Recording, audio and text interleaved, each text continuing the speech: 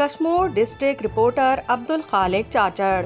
Kashmore police کی کامیاب کارروائی آپریشن کے دوران 3 مغویوں کو بازیاب کروا لیا۔ ڈاکوؤں نے موبائل فون کے ذریعے سستے دام پہ گاڑی خریدنے کے جھانسے میں بلا کر 3 افراد کو اغوا کیا تھا۔ آج کشمور پولیس نے مقابلے میں بازیاب کروا لیا۔ مغویوں کی تفصیل مندرجہ ذیل ہے۔ سید کرامت شاہ ولد اصغر شاہ، رہائشی گجرات، پنجاب، 7 مہینے قبل اغوا ہوا تھا۔